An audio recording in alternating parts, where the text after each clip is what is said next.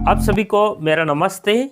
Haryana GK का ये दूसरा पार्ट है, यानी दूसरी वीडियो है। इससे पहले हमने हरियाणा जीके को पार्ट 1 में कवर किया था, जिसमें प्राचीन नाम और साहित्यिक सामग्री और किस प्रकार से हरियाणा का नामकरण हुआ उन सब के बारे में हमने अध्ययन किया। अब हम हरियाणा का प्रागैतिहासिक काल करेंगे, उसके साथ में जो सिंधु सभ्यता यानी हरियाणा में जिसको सीसवालीय सभ्यता कहा गया है उसके बारे में हम अध्ययन करेंगे। सबसे पहले हम हरियाणा के प्रागैतिहासिक काल की बात करते हैं। देखिए, इतिहास को 3 तरह से पढ़ा जाता है। एक होता है प्रागैतिहासिक काल, एक होता है आद्य ऐतिहासिक, हमें इनकी डिटेल में नहीं जाना, और एक होता है ऐतिहासिक।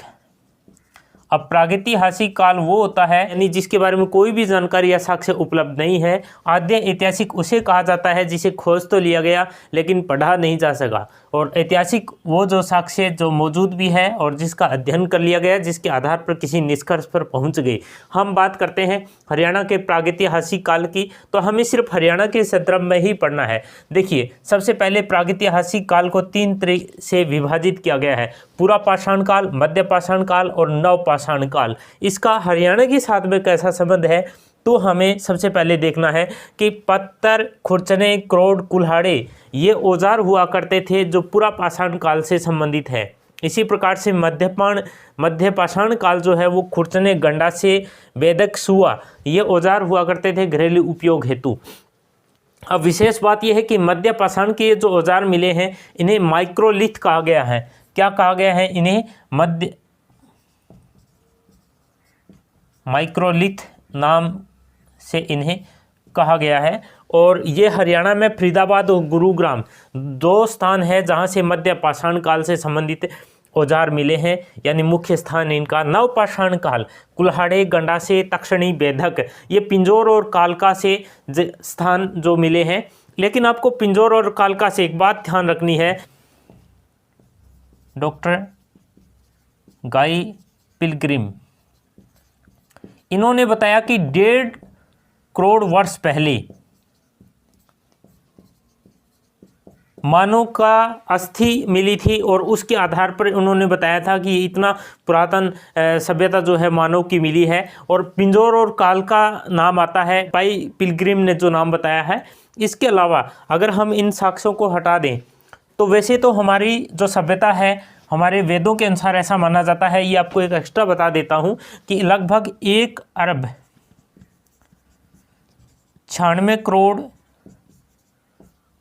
और 8,53,120 वर्ष के लगभग पुरानी सभ्यता ये हो चुकी है। अबाउट यानी जो पिलग्रिम बता रहे हैं, उनका जो अध्ययन बता रहा है उससे कहीं ज़्यादा पुरातन सभ्यता जो है उसका उल्लेख हमारे ग्रंथ और सनातन संस्कृति के अंदर है। खैर, हम एग्जाम की दृष्टि से हमें देखना है कि सिंधु सभ्यता या सैंधव सभ्यता जिसको कहा गया, कांस्य युगीन सभ्यता जिसको कहा गया, कृषि आधारित जो सभ्यता थी, नगरीय व्यवस्था पर जो आधारित थी, उसका हरियाणा से क्या संबंध है।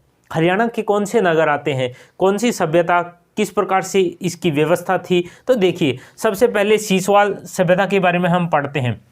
सीसवाल सभ्यता को 1968 में, मैंने वीडियो के पहले भाग में भी आपको बताया, 1968 में इसे पंजाब विश्वविद्यालय के डॉक्टर सूरजभान थे, उन्होंने इसकी खुदाई की थी, इसके बारे में पता चला। तो सीसवाल सभ्यता एक सीसवाल नाम भी है और उस नाम के आधार पर भी ये सभ्यता विकसित हुई थी। ऐसे 29 मुख्य स्थल खोजे गए हैं। कितने स्थल खोजे गए हैं? ऐसे 29 स्थल। सीसवाली सभ्यता संस्कृति के कुल 29 स्थल खोजे गए हैं, और उनमें प्रमुख कौन सा है? राखीगढ़ी है। लेकिन उससे पहले हम सीसवाल के बारे में पढ़ रहे हैं। तो बर्तनों की लाल भूमि और स्लेटी रंग मिट्टी चित्रित चूड़ियाँ ये कहाँ से मिली है? सीसवाल जो गांव है वहाँ से मिला है। सीसवाल कहाँ पड़ता है? तो आपको ध्यान रखना है, ये हिसार के अंदर है। हिसार से पश्चिमी दिशा में 26 किलोमीटर पर स्थित एक गांव है जो चेतंग नहर के किनारे पर है। इसके अलावा दूसरा हम पढ़ते हैं बनावली। बनावली कौन से जिले में है? ये है फतेहाबाद में। जो पुरानी पुस्तकों में आप अध्ययन करेंगे तो इस हिसार भी मिलेगा, क्योंकि उस समय हिसार और फतेहाबाद एक ही थे। तो ये बनावली कहाँ है? फतेहाबाद में। और सरस्वती नदी के किनारे पर स्थित है ये मुख्य शहर था बनावली। और यहाँ विशेष बात यह है कि 1974 में हरियाणा पुरातत्व सर्वेक्षण विभाग के द्वारा इसके बारे में साक्ष्य जुटाने शुरू किए गए थे। और इसके अलावा तांबा, कांस्य, सोने, धातु का प्रयोग होता था। 2 भागों में ये शहरों का विभाजन था। कौन से का? बनावली का।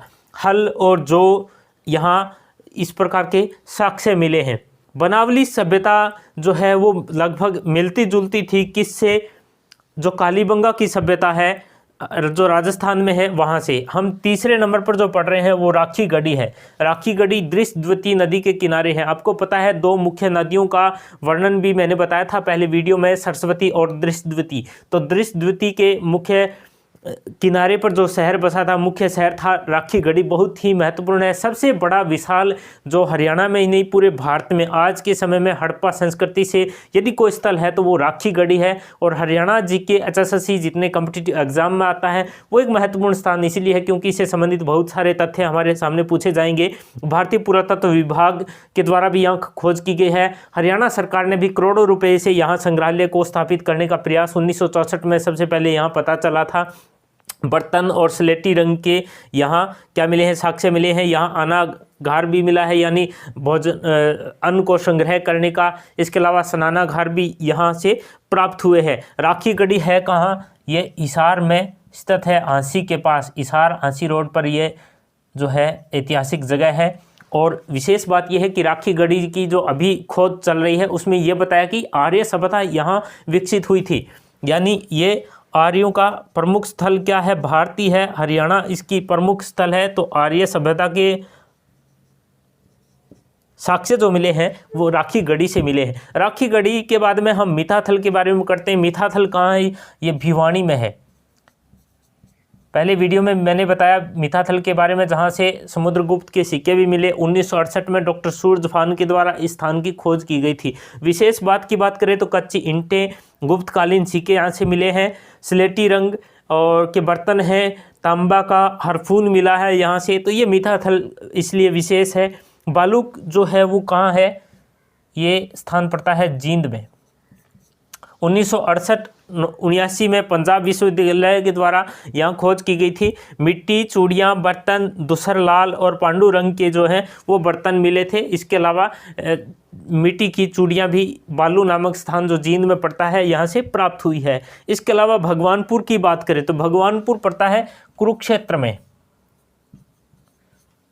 कुरुक्षेत्र में JP जोशी ने यहाँ खोज की थी। यहाँ सफ़ेद, काले और आसमानी चूड़ियाँ जो है वो प्राप्त हुई है।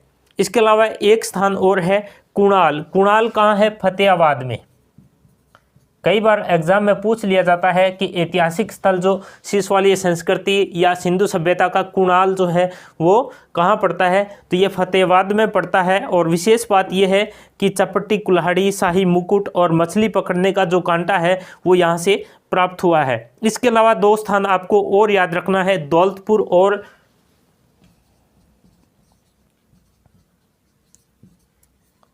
फरमाना खास।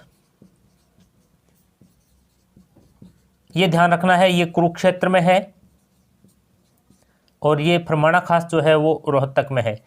ये 2 प्रमुख स्थान भी किससे है? शिशवालीय संस्कृति के मुख्य नगरों के रूप में है। इसके अलावा आपको विशेष रूप से जो चीज़ें ध्यान रखनी है वो ये कि शिशवालीय संस्कृति जो है वो इसी का नाम है, यानी